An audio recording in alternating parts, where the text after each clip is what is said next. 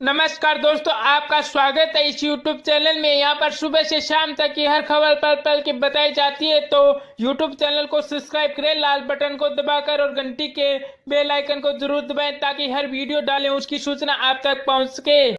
नमस्कार, इस वक्त ताज़ा ब्रेकिंग न्यूज आ रही है। प्रधानमंत्री नरेंद्र मोदी ने आज कांग्रेस पर गरीबों के साथ गद्दारी करने का आरोप लगाते हुए कहा कि गरीबी का कारण ही कांग्रेस है और उससे हटाने से गरीबी अपने आप ही हट जाएगी। चुनाव की घोषणा के बाद उत्तराखंड के उधम सिंह नगर के जिले में रुद्रपुर में विजय रैली को संबोधित करते हुए प्रधानमंत्री मोदी ने कहा कि केवल अपने स्वार्थ के लिए ही सोचने वाली कांग्रेस दूसरों की परवाह नहीं करती और पिछले 72 साल में उसने गरीबों के साथ गद्दारी की है। मोदी ने कहा कि अब देश की गरीबी भी कह रही है कि कांग्रेस को हटाओ, गरीबी अपने आप हट जाएगी। जब तक कांग्रेस किसी भी कोने में रहेगी तब तक गरीबी भी रहेगी। गरीबी का कारण ही कांग्रेस है। उन्होंने कहा कि कांग्रेस के 4 पीढ़ी पहले भी गरीबी हटाने का वादा किया था, अब इस चुनाव में भी वे वादा दोहरा रहे हैं। प्रधानमंत्री ने इस वादे को कांग्रेस के झूठ, उनकी सोच और उनकी असफलता का सबसे बड़ा सबूत बताते हुए कहा, कांग्रेस इसलिए नाकाम रही क्योंकि वह जो भी करती है इसमें गंभीरता नहीं होती। वहीं बात करें तो प्रियंका गांधी ने यूपी में 2019 की नहीं बल्कि 2022 की तैयारी कर रही है। प्रियंका गांधी कांग्रेस महासचिव प्रियंका गांधी ने उत्तर प्रदेश के अमेठी से मुसाफिर खाना में मथुरा बैठक में एक बाद एक कार्यक्रम में कार्यकर्ताओं से कहा कि वे प्रदेश के 2022 में होने वाले विधानसभा चुनाव की अभी से तैयारियां शुरू कर दी है।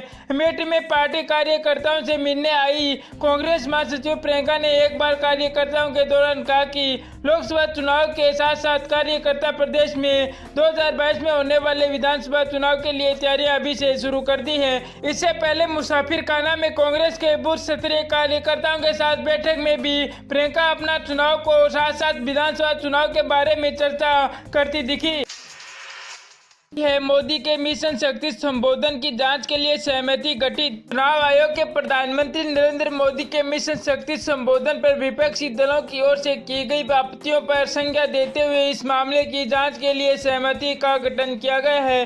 विपक्षी दलों का आरोप है कि मोदी ने अपने संबोधन के जरिए आदर्श चुनाव आचार संहिता का उल्लंघन किया है।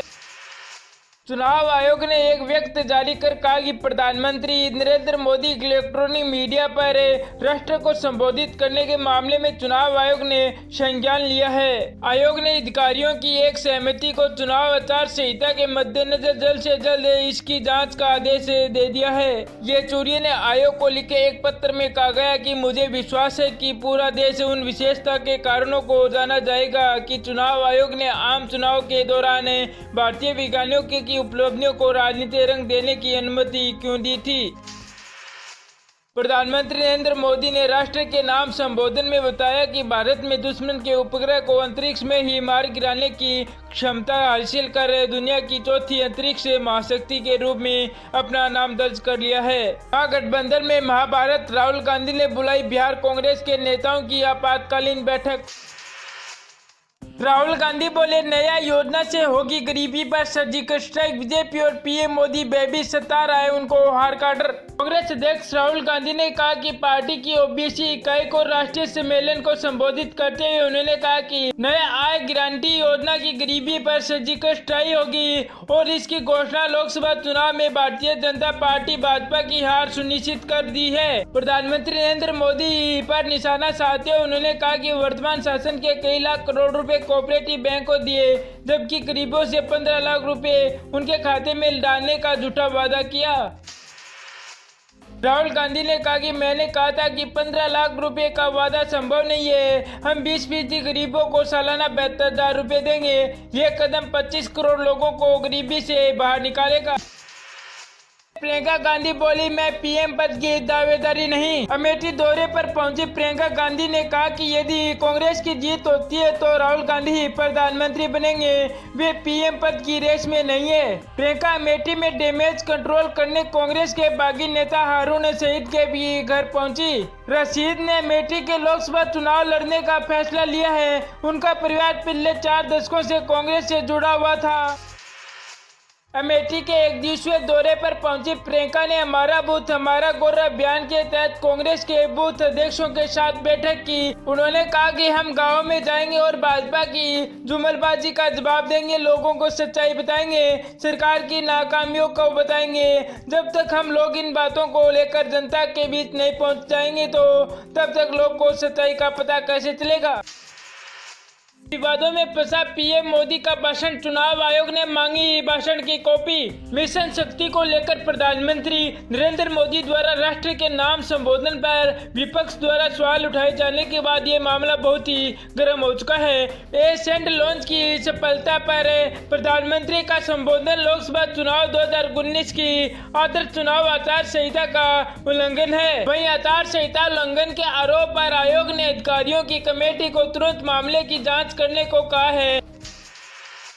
पीएम मोदी के राष्ट्र के नाम इस संदेश को लेकर कांग्रेस, बसपा और वाम दल समेत विपक्ष के कई तमाम नेताओं ने आरोप लगाए। माकपा के महासचिव सीताराम येचुरी ने मुख्य चुनाव आयोग को पत्र लिखकर पीएम मोदी के खिलाफ शिकायत दर्ज कराई थी। येचुरी ने कहा कि निश्चय ये बड़ी उपलब्धि है, लेकिन अब तक के इस तरह के मिशन को आमतौर पर डीआरडीओ जैसे संबंधित वैज्ञानिक द्वारा राष्ट्र और दुनिया के लिए इसको घोषित किया जाना चाहिए। इसके बजाय भारतीय प्रधानमंत्री इसकी घोषणा की कि वह लोकसभा चुनाव 2019 के चुनाव अभियान के दौरे पर है, वह भी तब जहां प्रधानमंत्री खुद उम्मीदवार है। ये साफ तौर पर आदर्श आचार संहिता का उल्लंघन है।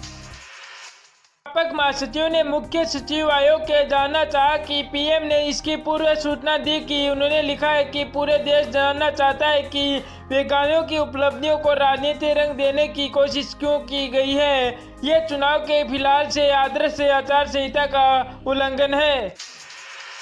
पहले भी कह चुके हैं पीएम मोदी, कुछ महत्वपूर्ण संदेश दूंगा जब जब कहा देश में कुछ बड़ा हुआ है। वहीं बात करें तो 3 अगस्त 2015, 8 नवंबर 2016 और 27 मार्च 2019 में ये 3 तारीख ऐसी हैं जिसमें पीएम मोदी ने कुछ बड़ा ऐलान किया है। देश में हलचल पैदा कर दी थी। पीएम मोदी ने जब जब बड़े आदेश देने की बात कही तब तक कुछ बड़ा ऐलान किया गया है। पीएम मोदी के 5 साल के कार्यक्रम में 3 बार ऐसे मौके आए जिसमें देश में बड़ी हलचल पैदा कर दी थी।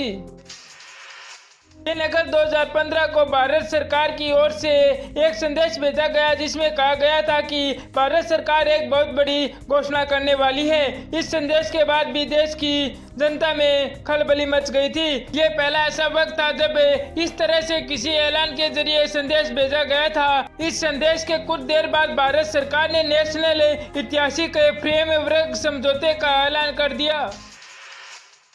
इस समझौते के बाद 8 नवंबर 2016 का वो दिन था जब देश की जनता ने नोटबंदी का सामना करना पड़ा था। प्रधानमंत्री नरेंद्र मोदी आधी रात को 500 और 1000 रुपए के नोटों को बंद करने का ऐलान किया था और उन्होंने आगे कहा कि भारत ने अंतरिक्ष में 300 किलोमीटर एक दूर सैटेलाइट को मार गिराया है। पीएम मोदी बोले कि भारत ने इस मिशन को मिशन शक्ति का नाम दिया है।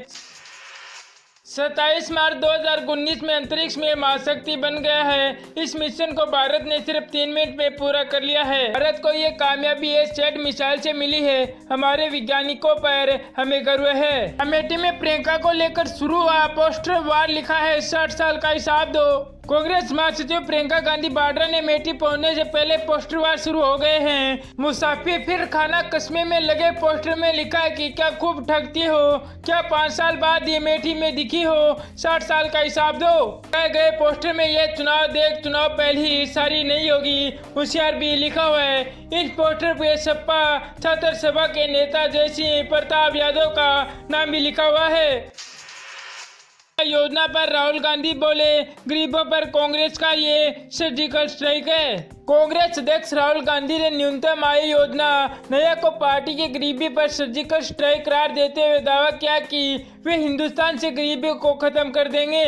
उन्होंने आगामी लोकसभा चुनाव को 2 विचारधाराओं की लड़ाई बताते हुए कहा कि हमने फैसला किया कि अगर प्रधानमंत्री नरेंद्र मोदी अमीरों को पैसा देते हैं तो हम कांग्रेस पार्टी गरीबों को पैसा देगी।